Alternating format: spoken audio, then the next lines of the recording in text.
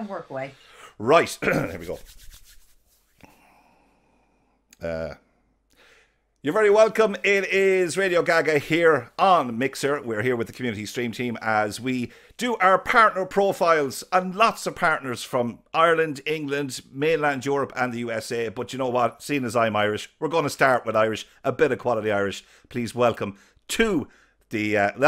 do that again. Blah, blah, blah, blah, blah. Okay. Breathe. Now, we'll start again. Let me do... Okay. There we go. We'll put this into bloopers. Just yeah. Right. There we go.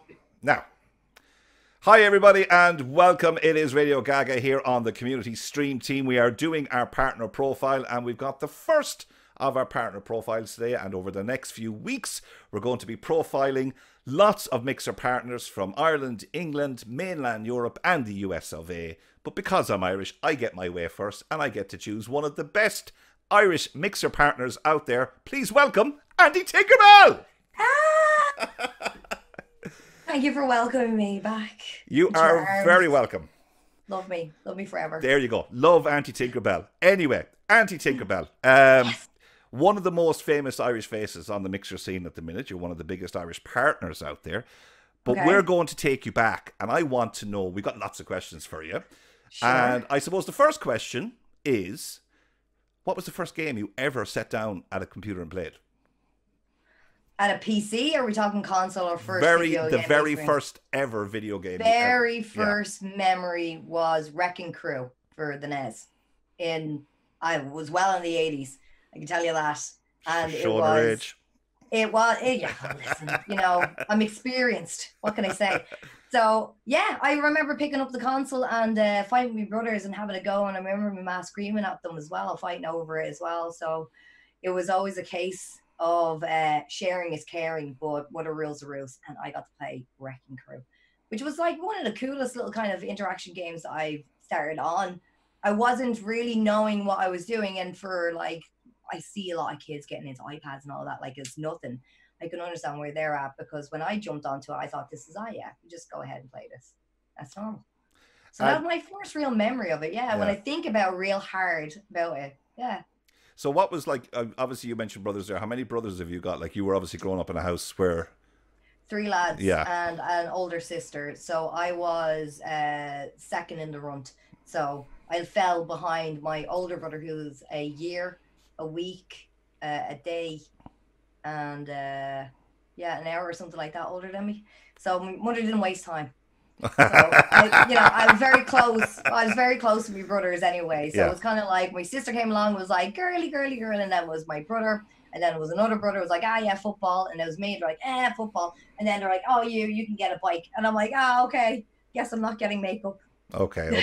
So the path was laid out for you. So what was the very first what was your first console? Did you get a console, or was it a Commodore 64 or one of those? Or our first console in the house was the NES, and for me personally, for my own console, for when my parents were like, we'll get her one, wasn't until PlayStation 2. Everything was bought for my brother. It was never bought for me, not handhelds or anything like that. It was kind of like I would play with my brother's friends' Game Gear, and because I swapped it out on the sly for Jamie's Master System for a week, and it was that kind of way. But my own console, where my mother was like, here, this is for you, was a PlayStation 2. And what was the first game on that? What was the game you got with that? I had Demo 1. I still have it. I still have Demo 1. And I played it over and over and over. And oh my God. What else did I play on it? I got really into, and I mean like really stuck into, oh my God. What was the name of it? It's on the wall, for God's sake, with the keyblade. Kingdom Hearts. Oh, right, got mad into that for ages on the PlayStation 2.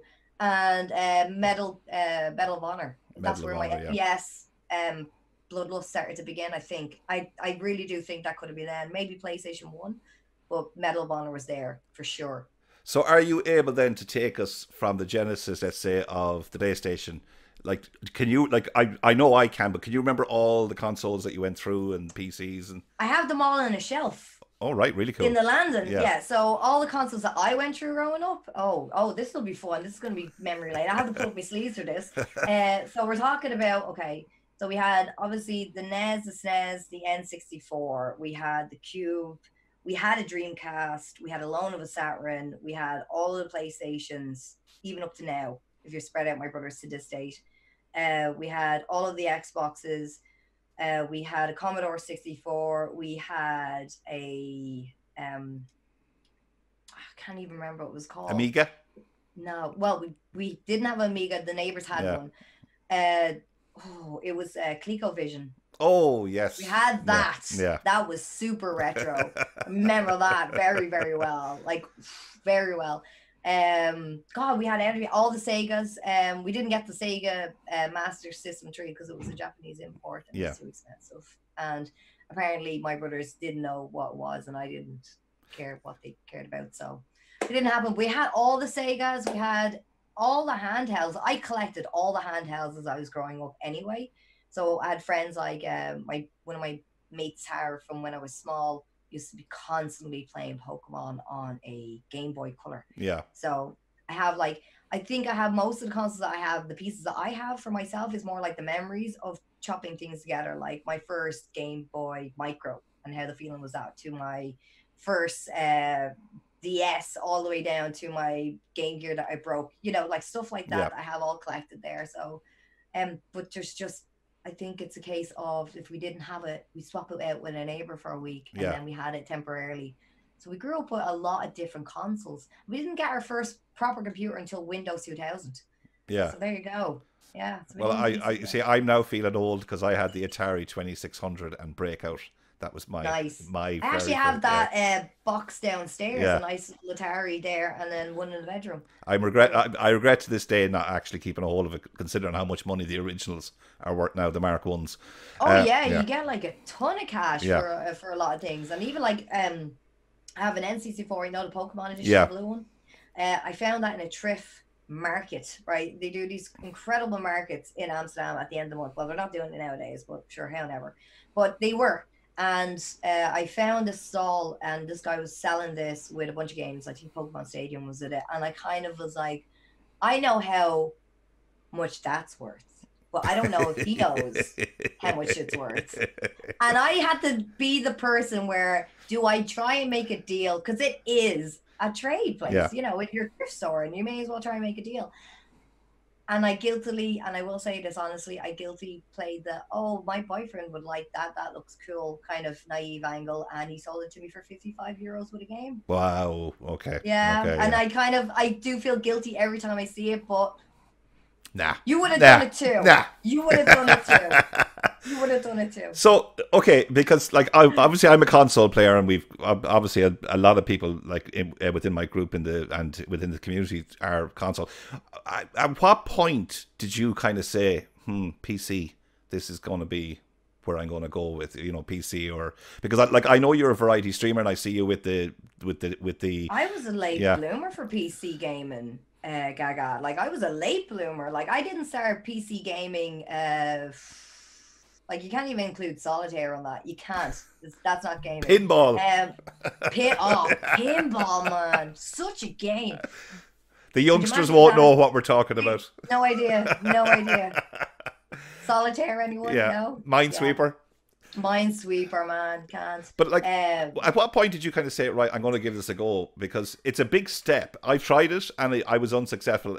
I just felt it's kind of like trying to learn how to ride a bike all over again, in a way. You know what I mean? But you're just using different ways of how you would do it. Yeah. Kind of like the only way I can relate it to, and people are going to be like, "You're such a strange character," is driving to the other side of the road for me, and maybe for you, right? And that kind of you got to get used to it. It's still the same mechanics. It's just mirrored, Yeah. It's just a different way of doing it. And I didn't do that until I met my husband when I was married back in 2013, 2014. I didn't get into PC gaming then. And it was funny enough that the way I got into streaming is the same way I got into PC gaming. So actually, there's my next question. So you've kind of almost... forewarned my next question. How did you get into streaming? What kind of, at what point did you say? It was a tale of woe, if anything. It was sad. So I was working at a job and I was getting really overworked, and I knew my contract was going to be up soon. And I was just done. And my husband at the time was making fairly good earnings, and he could see I was worn. And I've gone through worn again recently, but that's a different story. But anyway, he was like, yeah, like I've been watching a lot of people stream and blah, blah, blah, blah, blah. And I remember still going to work and him telling me about this stuff. And I was like, why would you watch other people play a game? Would you not just play the game yourself and find out? Because I'm always this kind of person of, I would like to find out for myself, so don't tell me anything. So I don't want to see reviews. I don't want to see anything. Let me just figure this out, because now I've committed to this. I'm doing it, you know? And I'm kind of like, why are you just watching it? Like, I never seen the entertainment value or anything like that. And it came down to the day where it was like, my contract's going to be up and what's the next steps? And he was like, I would like you to take 6 months off and I'm willing to back you. And I was like, okay. On the condition that you just start streaming, just playing games, talking to people, chilling out.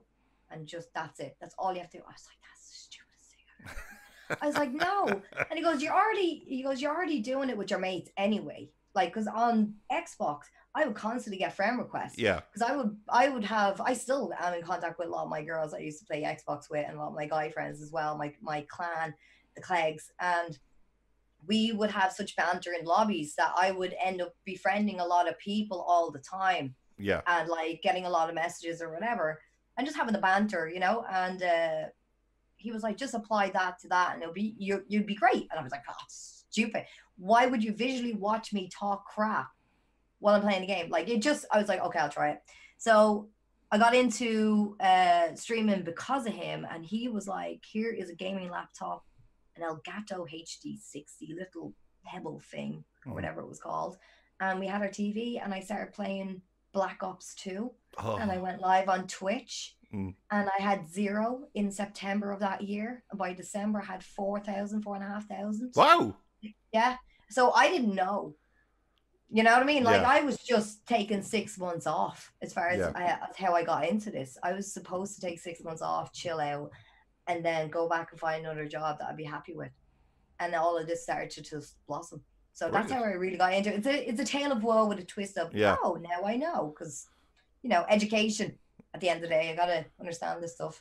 And okay, now I'm going to ask you, because a lot of the people that are within our group are obviously either married or with long-term partners. We're most of us are mature, let's say. Getting on, let's say. But how important is it as a streamer to have a supportive partner? Because I know my partner, she's incredibly supportive, and you know, I've got my my nights where I'll stream and my nights where we'll spend quality time. You know what I mean? Yeah. The kind of balance.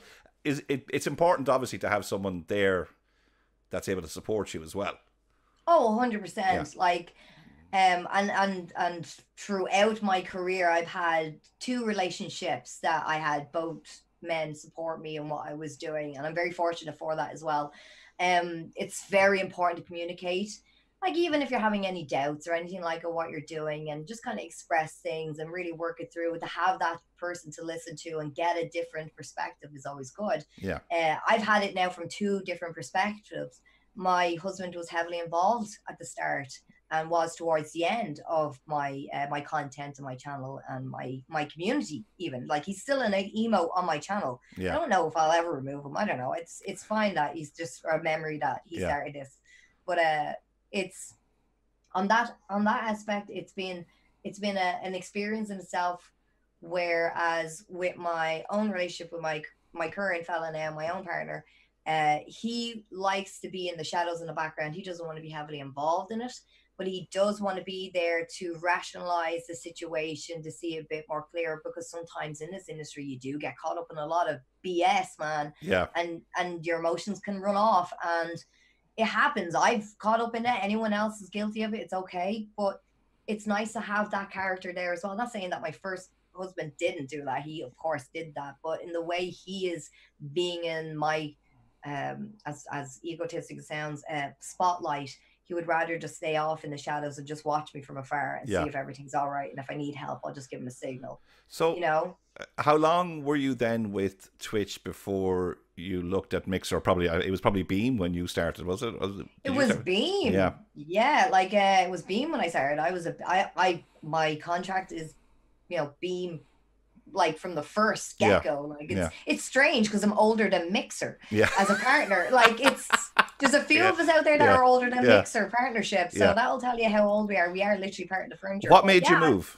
It started a long time ago. It was all like when I was on Twitch, I found myself getting more fed up of what I was doing. I wasn't finding the passion I did. Yeah. And God bless my mods. My mods are still with me and they're great.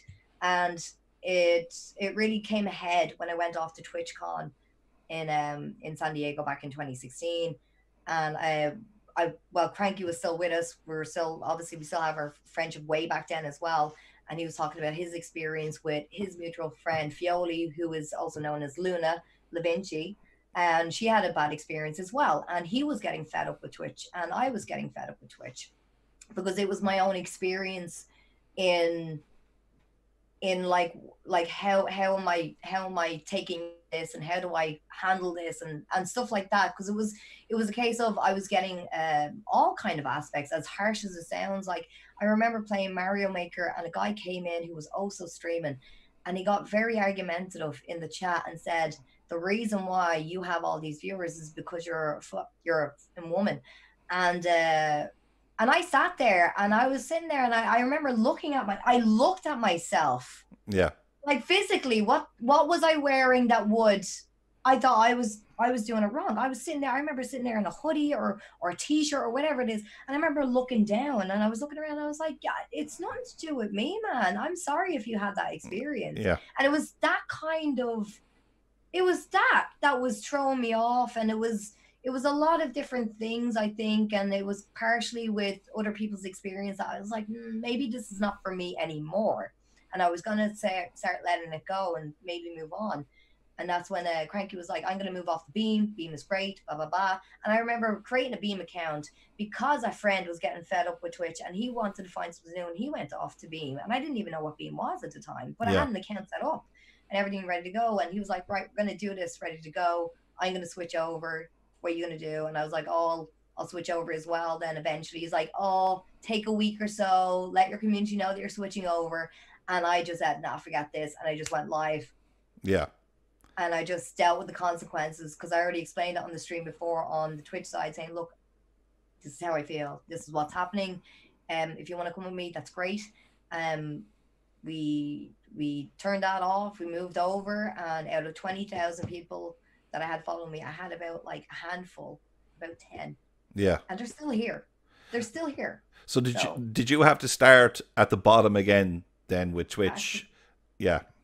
Back to zero. And what sort of journey then was that, like getting back up to that level where you could apply for partnership, obviously, and become a Mixer partner? Like, what was that journey like?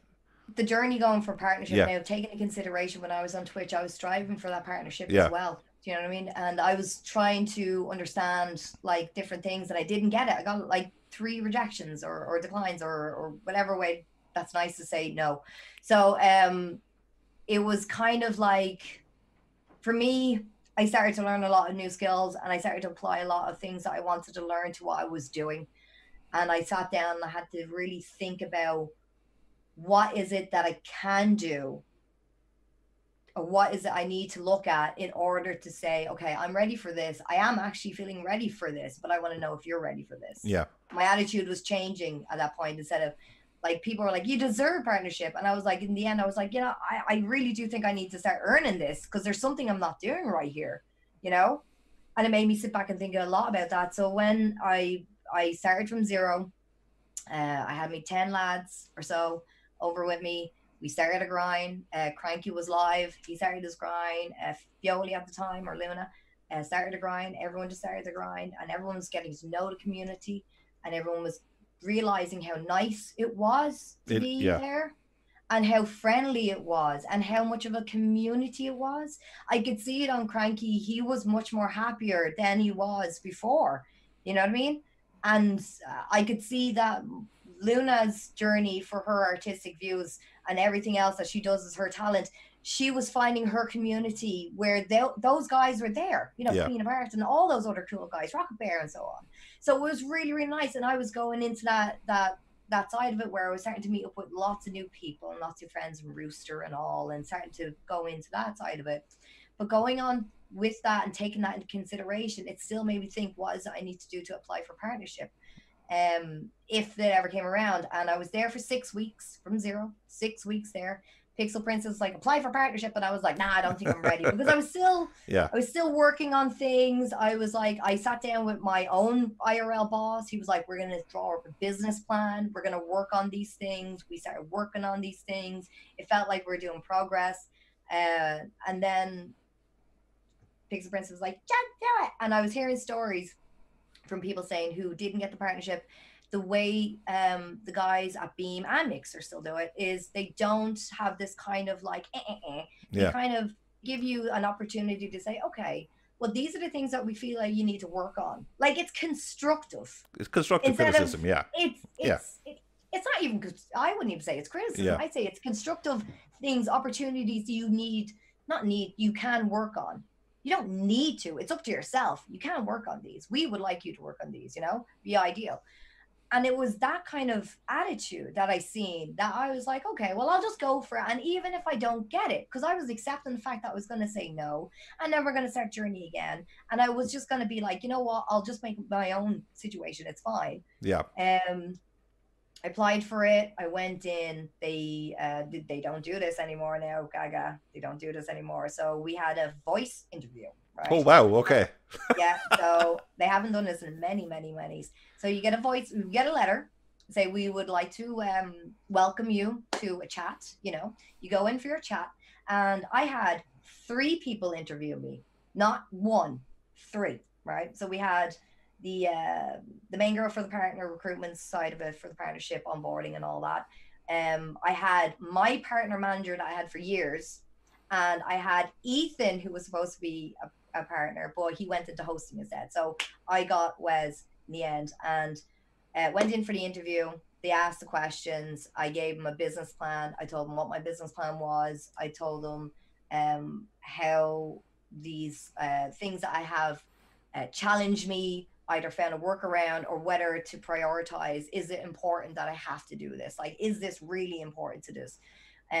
Rolled it all out.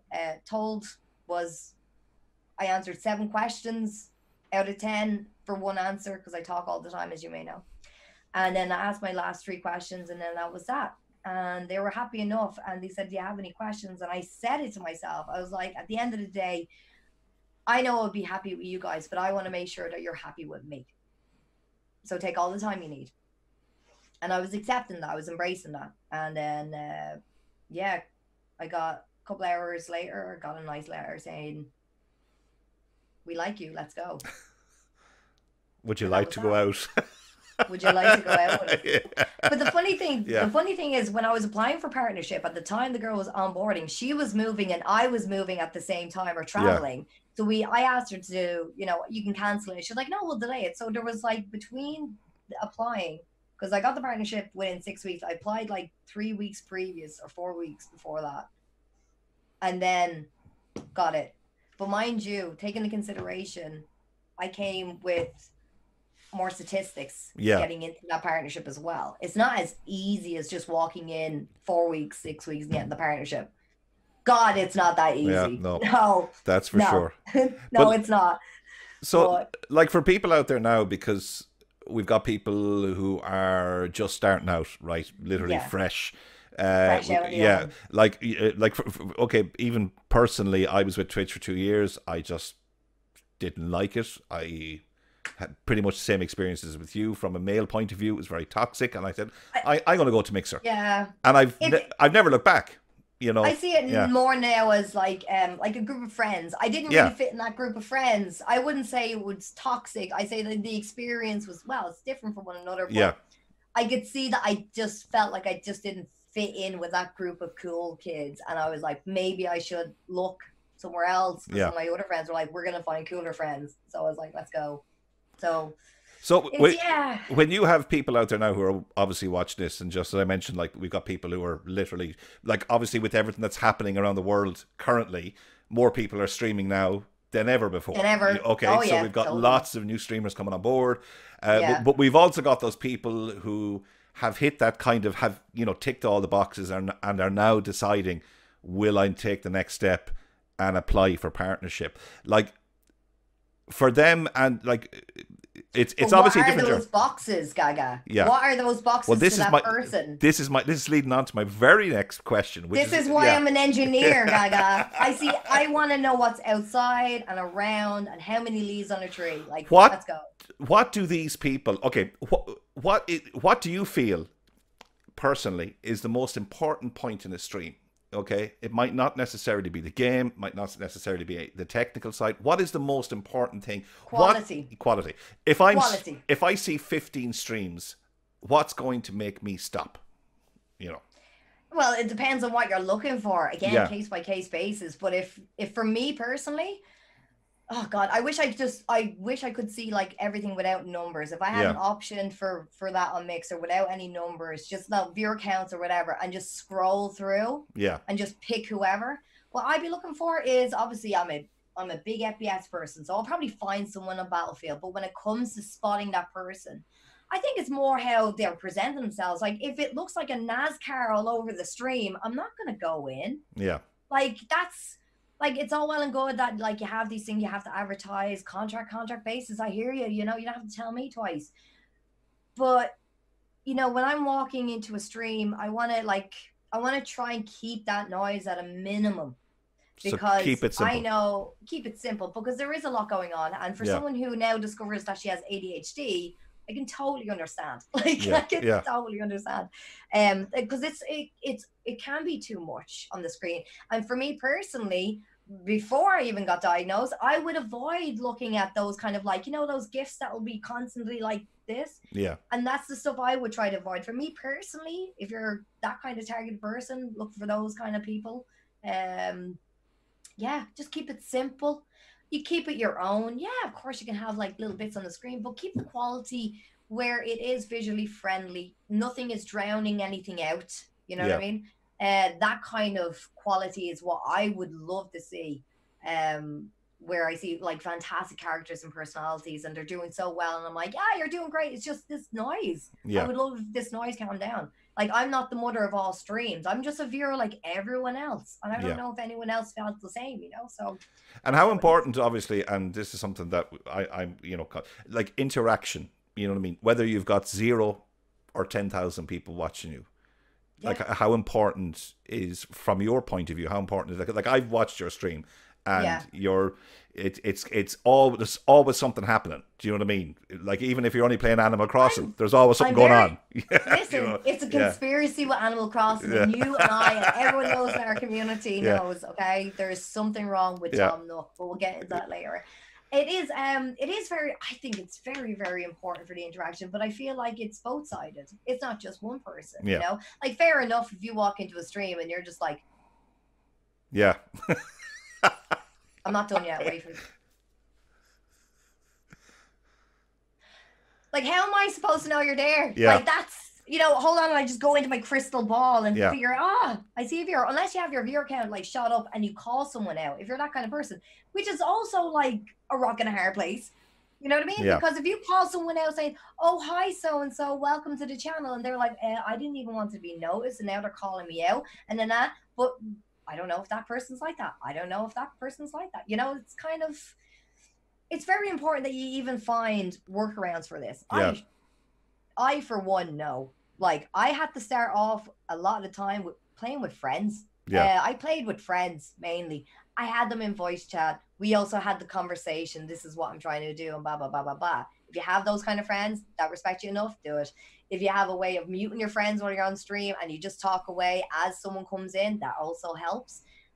You can have if you're very, sneaky, you can have your bot whisper the person who comes in saying, hi, I know you just stopped in, welcome, you don't have to chat, or something polite. If you want to be that kind of person, I don't do that myself. If you want to chat, then want to chat.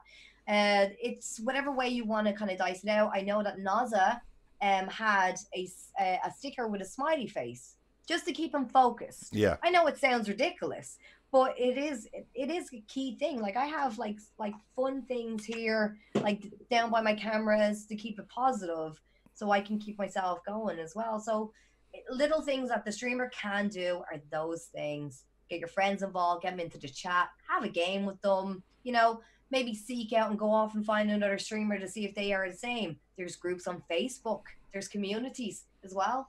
Find a lot of people that will be there to support one another if you can. Try that. But important, if you're on your own and you're starting off by yourself and you have nobody, even just start calling out what you're doing. Make it educational. That's what I started doing as well. I'm like, okay, well, I suppose this will lead to here. And then you're waiting for a snarky comment to come in. You're like, oh, I was waiting for you to help me. And there's your interaction, you know? Like, now, one question that I got asked to ask you, because okay, well, it's actually from me, but it's from somebody else who watched your stream too, and they love, okay, what's the best way for new streamers? Now, you know, streamers who are like, I'm seasoned enough. I've been around. Do you know what I mean? If I get a troll come into my chat, I know exactly how I'm going to deal with them. And very same as you, I've seen you deal with trolls. But for somebody new who hasn't possibly been exposed to that yet, and I've spoken to these people after streams, and some of them have been actually upset because they kind of went, oh, that just completely wrecked my 4 hours because of one person.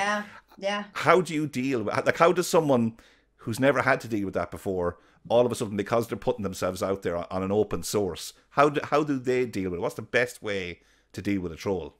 Take into consideration, I wasn't born to deal with all of this. Like, I had the same, possibly the same, I like to think the same experience of learning this side of the situation that I'm in.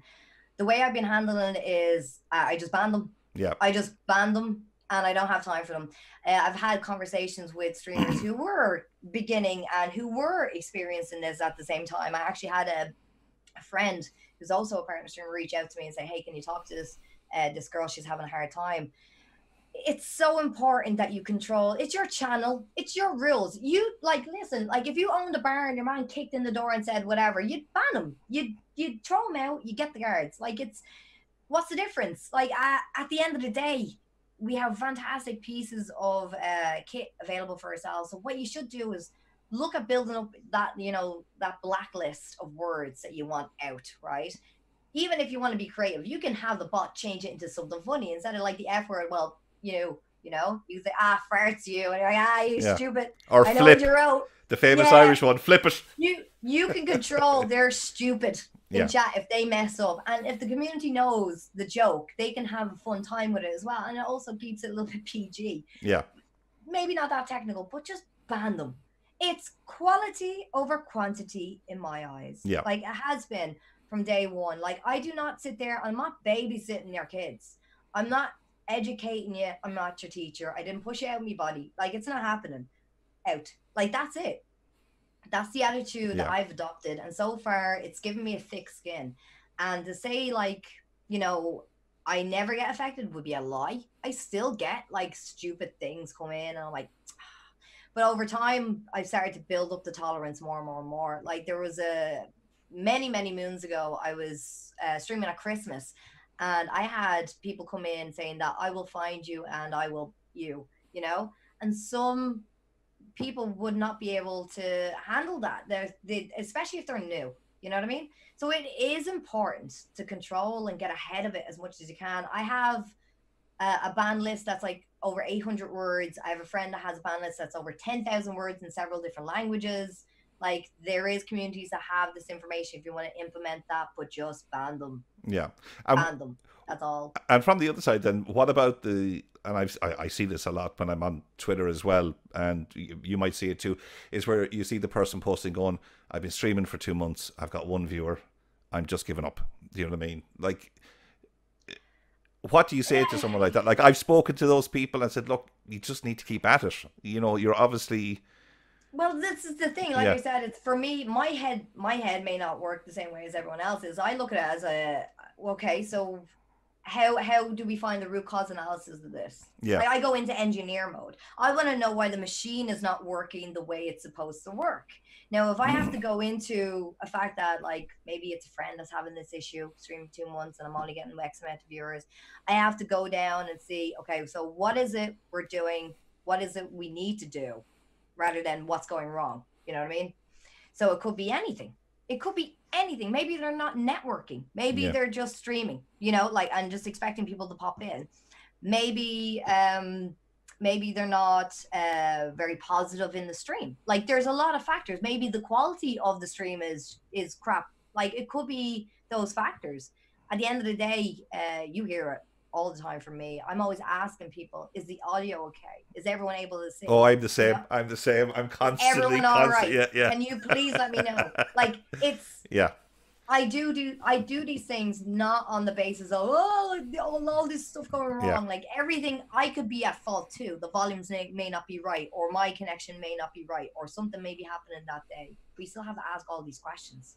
I still have to troubleshoot the issue like everything else I'm doing in my life, you know. And that's the thing, is I can't really say anything to you. Yeah. But I need to know the history of the car to understand why the wheel falling off. Yeah. You know, that has been my attitude for the last couple of years, and now it's being more ingrained in myself because I'm trusting and more confident in myself to say, okay, this is what I can do. Instead of just sitting there and feeling pity, this is what I can do. Yeah. This is what I can do.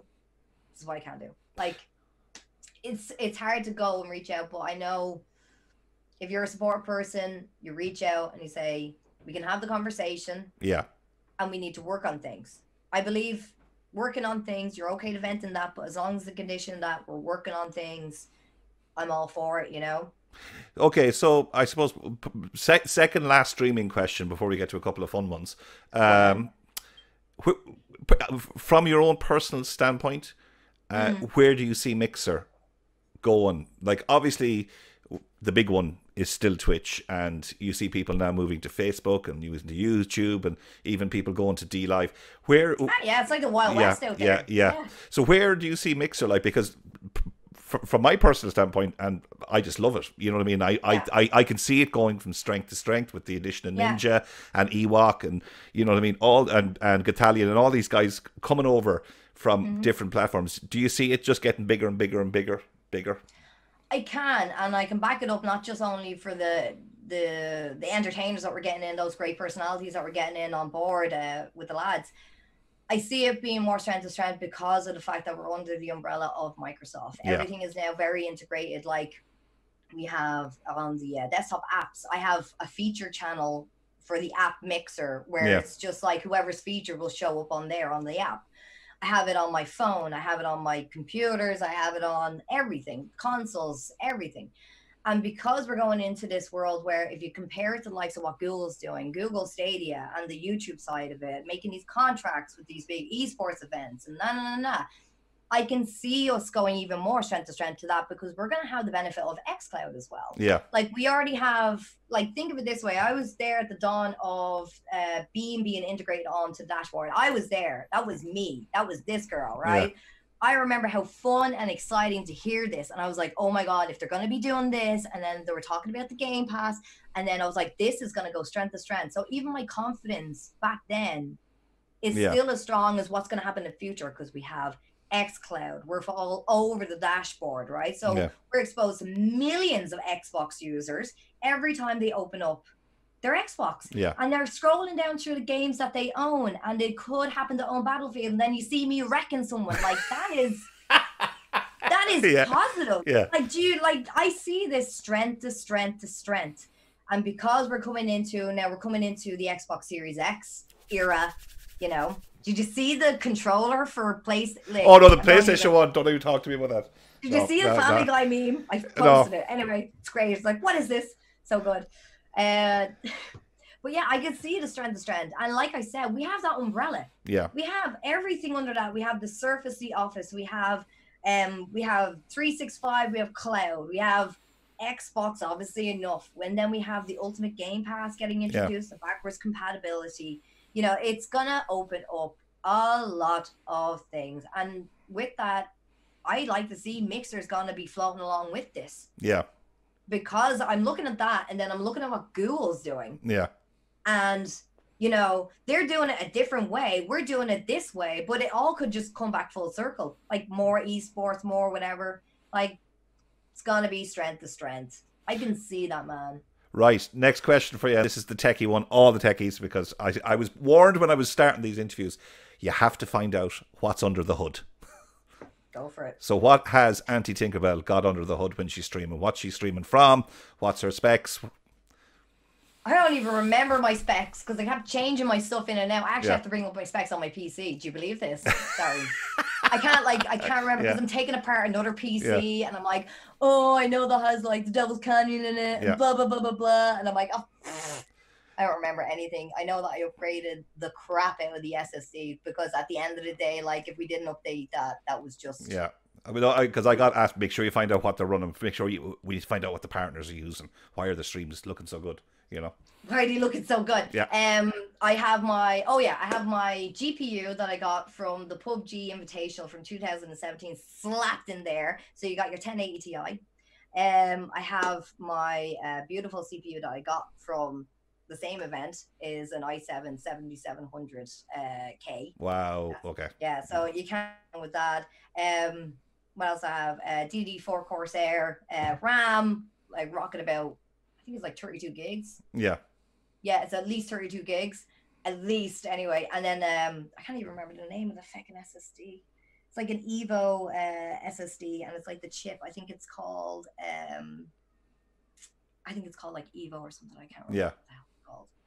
And what's your monitor then? What monitor are you using?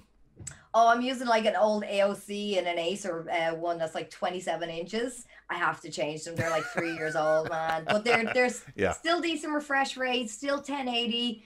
I don't know if I want to go 4K yet. I don't know if my body's ready for that noise. Yeah. At the moment, I'm not going to be upgrading anything else. But I have the Beastie, this is Beastie 2. And let me see if I can show you. I wonder if it'll stretch. Here we go. She said. There we go. Antitinkerbell's room. Oh, wow. That is a nice looking piece of kit. Yeah, that's my beauty right there. I like all the shiny. And then I have my Tinkerbell silhouette right here. You can barely see it, but I assure you it is there. Can't see it so well. She's dancing. But yeah, Beastie 2's in the corner, hidden behind here. Yeah. So we're going to take her apart and we're going to have her ready for the summer because a lot of the streams are going to be downstairs because our air conditioning can't get installed because of COVID. Oh, for COVID, yes. Yeah, right. Oh, for COVID. Fun bit of the interview now. Go on. Right. We got Desert Island Discs, favorite book, favorite movie, favorite album. Okay. So what are we going first? Will we go favorite book or favorite book first?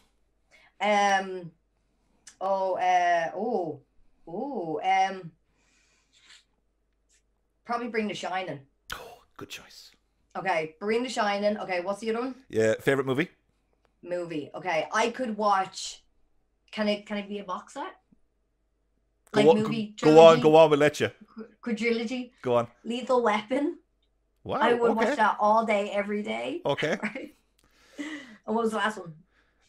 Favorite album? Favorite album?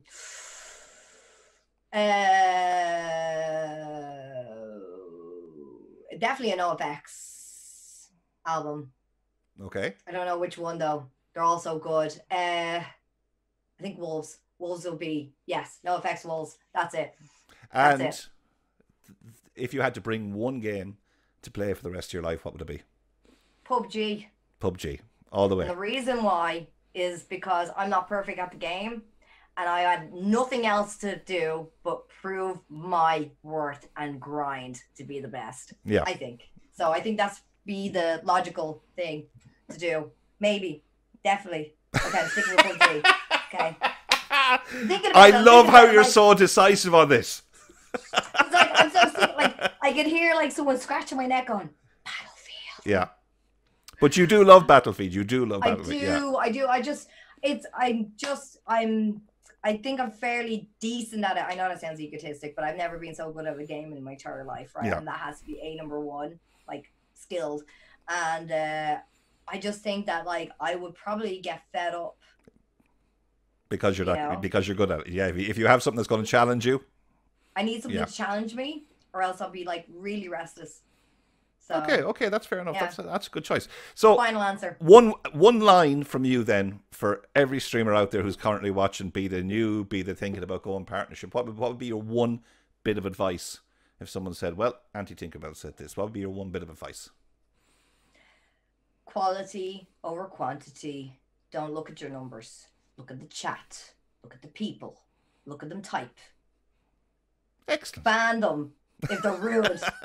No questions asked. Yeah. And if they want back in, do exactly what I did. Charge them $20 if they want to be unbanned, and you will put that $20 towards a charity in their name.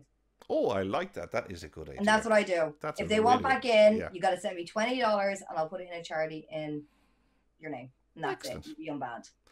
Okay. Antitinkerbell, you have been an absolute font of knowledge. Thank Legendary. You. Just the mouth. That's all I am. Antitinkerbell, thank you very much indeed. I really appreciate it. Thank you for having me.